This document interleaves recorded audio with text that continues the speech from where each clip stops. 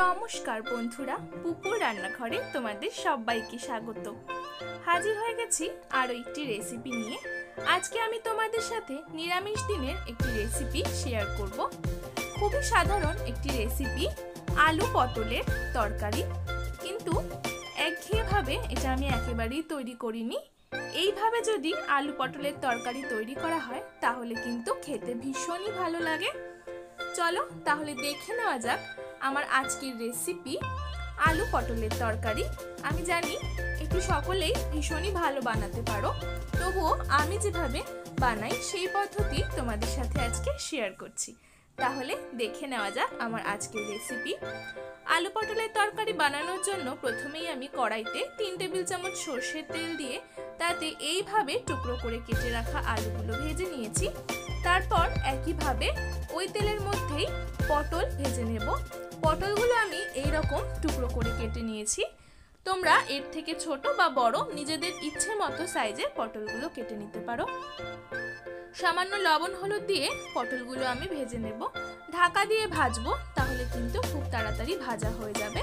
3-4 minute সময় ধরে পটলগুলো ভেজে আমি তুলে নিচ্ছি।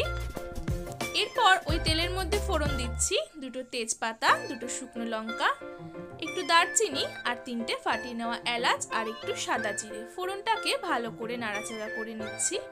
আমি এখানে পটল ভাজার তেলটাতেই কিন্তু রান্নাটা করছি। আর আমরা সকলেই জানি পটল ভাজলে কিন্তু তেলটা কালো হয়ে যায়। তাই তোমরা চাইলে এই তেলটাকে ফেলে দিয়ে অন্য তেল দিয়েও রান্না করতে পারো, তবে আমি এই তেলেই করছি, এতে কোনো সমস্যা হয় না। তারপর একইভাবে রোজকার মশলাগুলো দিয়ে দিচ্ছি, যেমন একটি আদা, 1 ইঞ্চি আদার টুকরো, কয়েকটি কাঁচা লঙ্কা আর জিরেকে আমি পেস্ট করে নিয়েছি, সেই মশলাটা দিয়ে দিয়েছি। তারপর দিয়েছি সামান্য জিরে গুঁড়ো, লাল লঙ্কার গুঁড়ো, হলুদ, লবণ। সমস্ত কিছু দিয়ে মশলাটা ভালো করে আমি কষিয়ে নিচ্ছি। মশলা কষিয়ে নেওয়ার পরে আলুগুলো দিয়েও ভালো করে কষিয়ে নিয়েছি। এরপর জল দিয়ে দিচ্ছি। জল দিয়ে ভালো করে সমস্ত কিছু একসাথে মিশিয়ে দিচ্ছি। জলটা কিন্তু খুব বেশি একেবারেই দেবে না, তাহলে একেবারে পাতলা হয়ে যাবে, ঝোলটা একটু গাঢ় গাঢ় হবে। এরপর পটলগুলো আমি ঝোলের মধ্যে দিয়ে দিয়েছি। ভালো করে সবকিছু সেদ্ধ হতে সময় দেব। আলু এখানে একেবারে সেদ্ধ হয়ে গেছে। আরো একটু আমি ঝোলটাকে ফুটিয়ে নেব।